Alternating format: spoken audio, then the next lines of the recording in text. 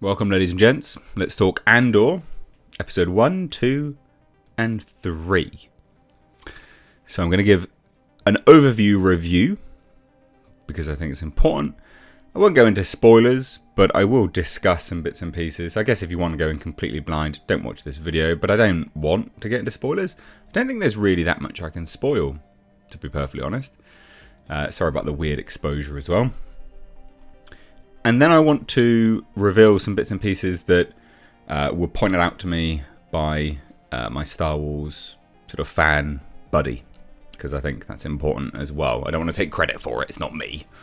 But I will reveal some of those things, because what I found very refreshing about this series is the complete disregard for member berries.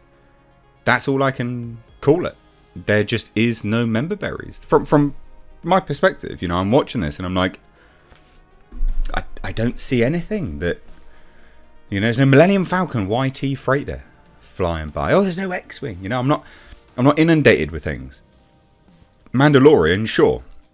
A lot of member berries in Mandalorian. Andor, none.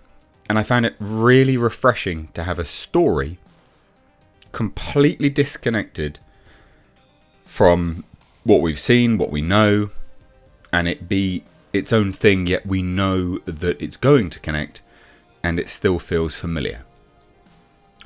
So that I found really refreshing. I really enjoyed that element of this show, because I am sick, as I'm sure a lot of people are, of member berries just consistently. So I really enjoyed that. Now, one thing I have to praise this show for, and I mean genuinely praise it, is the cinematography. This is so very well shot. Anyone who knows anything about the technical basis for filmmaking will agree with that statement. It is so... It's very proficiently shot. The editing that they've done on this as well, they've either added noise to, you know, in the edit bay, added noise, or they've done it via, I don't know, like an artificial film grain. But it's very cinematic. It's very well shot. Really, really, really well shot. The opening scenes, to me, felt like Blade Runner.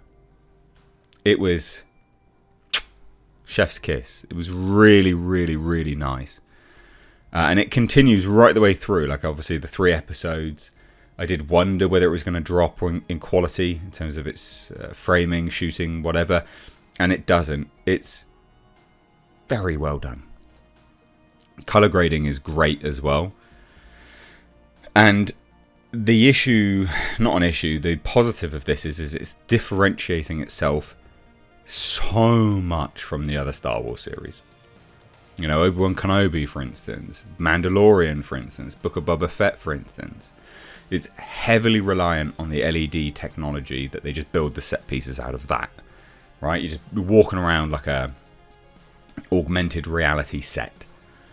Andor doesn't do that. And you can tell. And as such, whether it's the LED technology that they're using and employing, or the edit bay, or it doesn't matter what it is. Mandalorian, Obi-Wan Kenobi, Book of Boba Fett, very crisp, very clean. The best way to compare it would be it's on par with that crisp cleanness that we got with the prequels. You know, everything's got this modern sheen to it. Smash cut to Andor, it's very reminiscent in terms of how it looks, the film grade that's on it, that sort of gradient that we see, that grain, to the original trilogy. Now, I know some people may push back on that, but I would like, I watched this on a Sony Bravia, like big 4K TV, and you can see it in the blacks, right? So when you're looking at the darker colours on screen, that's where you can really pick up, if you hadn't already, go back and watch it, where you can pick up that noise. And I know I'm talking at length about the technical aspect of this, but it's important because it is a league above the other Star Wars shows that's out there. The sort of blend of, and I'm going to say that they're miniatures. I don't know if they are, but they look like miniatures. The ships being miniatures, it was great. Really, really good. Now, obviously, what we're learning here is, I guess, the rise of the rebellion to a certain degree, right? We're sort of watching this grow, the seeds of rebellion. And you really get a sense across these 3 episodes, a sense of Andor as an individual, where he came from, and obviously that's going to be developed upon further and further. But we definitely get a sense of this rebellious seeds coming out.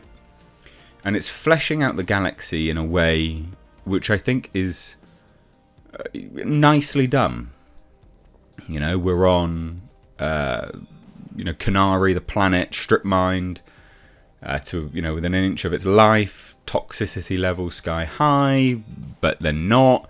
Basically, they just sort of blackballed the planet. No one's going there. Everyone else can just die. It doesn't really matter. And obviously, the Empire's are going to come down and kill them all anyway, so whatever. But I like all of that's great. Like it's this expansion of the world. B, the new robot, the droid, liked that a lot. You know, like it was a good character, and it didn't seem to be done so much for that kid element to buy the toy. What I mean by that is, like, when we look at the other series that are out here, they always include a new robot. They always include this. Like Obi-Wan Kenobi did, for instance. There's always a new thing which you can see has seemingly been put in solely for the purpose of selling toys. B didn't seem like that to me. Didn't seem like that. Now, admittedly, this is a bit of a slow series, but I quite like a slow build. I don't mind a slow build. Especially if I feel like a series has legs and is going somewhere. I'm happy enough to sit back and enjoy the ride. Skarsgård's great in this. He's very, very good. But he's excellent in everything he's in. And he was very good in this. And I am very much looking forward to seeing where he goes. I'm genuinely very, very excited to see where he goes. Everyone does a bang-up job. It's just good. But I guess, I will say that I'm not a huge Star Wars fan, so I don't know what Star Wars fans will think overall. I'm sure there'll be people that just hate it. But let's get to my episode 1 and 2 elements, because my buddy has not messaged me Andor notes for episode 3. So, Andor notes. Andor's ship itself in episode 1 looks like it could be an Ugly, which is a ship made from scraping ships together. Looks like it's got Y-wing engines, or possibly an NTB 630 naval bomber. Ferrix was a desert world located in the galaxy in the free trade sector in the Molani system. The little creatures, the hounds, they are just Corellian hounds. It's a subtle nod to Rogue One. Nice, subtle member berry nod. These are the thing with this show, is it's subtlety.